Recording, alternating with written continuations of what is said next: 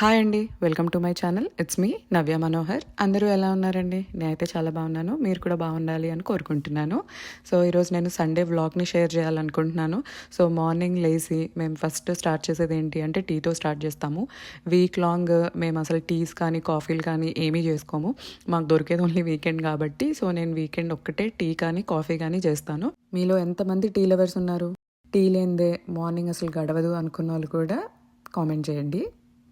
మాకు టీలోకి ఏదో ఒక కాంబినేషన్ ఉండాలి. సో నేను అందుకని టీ కేక్ తయారు చేశాను. ఇది చాలా ఫ్లఫీగా అండ్ మన అయ్యంగార్ స్టైల్ బేకరీ కేక్ లాగా వచ్చింది. సో ఇప్పుడు వచ్చేసి మాకు ఇక్కడ యూఎస్లో సమ్మర్ అనమాట. సమ్మర్ ఎండింగ్కి వచ్చేసింది. సో ఈ టైంలో ఏంటి అంటే చాలా ఎక్కువ గోంగూర హార్వెస్ట్ అవుతూ ఉంటుంది అనమాట. యూజువల్గా ఈ గోంగూర కొనుక్కోవాలంటే చాలా కాస్ట్ అవుతుంది. బట్ మా నేబర్ వాళ్ళ ఇంట్లో చాలా గోంగూర పండటం వల్ల మాకు ఇంత షేర్ చేశారు. ఇంకా నెక్స్ట్ వీక్ కోసం అని చెప్పేసి దోశ బ్యాటర్ని ప్రిపేర్ చేసుకున్నాను. ఈ దోశ బ్యాటర్ వచ్చేసి నేను మినప్పప్పు ఇంకా ఓట్స్తో తయారు చేశాను. ఈ రెసిపీ కావాలి అంటే మన ఛానల్లో ఆల్రెడీ పోస్ట్ చేసి ఉంది. తప్పకుండా ఆ రెసిపీ కూడా చూడండి. ఈ దోశలు మనకి చాలా హెల్తీ అండ్ వెయిట్ లాస్కి కూడా హెల్ప్ అవుతుంది. అవును, ఎంతమంది బిగ్ బాస్ అగ్ని పరీక్ష చూస్తున్నారు? మీకు సెలెక్షన్ ప్రాసెస్ ఎలా అనిపిస్తుంది? నాకైతే చాలా కాంట్రవర్సీస్ ఉన్నాయి అనిపిస్తుంది. సో నేనైతే ఫస్ట్ 2 ఎపిసోడ్సే చూశాను. ఆ ఎపిసోడ్స్ని బట్టి చూస్తే మాత్రం అంతా ఫెయిర్గానే జరిగింది అని అనిపించింది. మీకేమనిపించింది?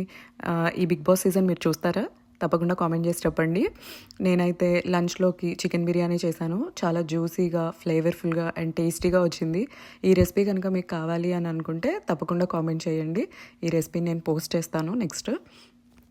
ఆ తర్వాత శ్రావణ శుక్రవారాలు కాబట్టి నేను అన్ని దేవుడి క్లాత్స్ని నేను ఒకసారి క్లీన్ చేస్తాను. ఇలా ప్రతిదీ ఫోల్డ్ చేసి ఒక కవర్లో పెట్టుకొని ఒకటి ఉతుక్కోకుండా అన్నీ ఒకసారి అయిన తర్వాత నేను వాటిని ఒకేసారి ఇలా వాషింగ్ మిషన్లో క్విక్ సైకిల్ పెట్టి వాష్ చేస్తాను. ఆ తర్వాత గ్రాసరీస్కి వెళ్ళి మిరపకాయల్ని నేను ఇలా తొడయాలు తీసేసి స్టోర్ చేసుకుంటాను. అప్పుడు 2 to 3 వీక్స్ వరకు ఫ్రెష్గా ఉంటాయి.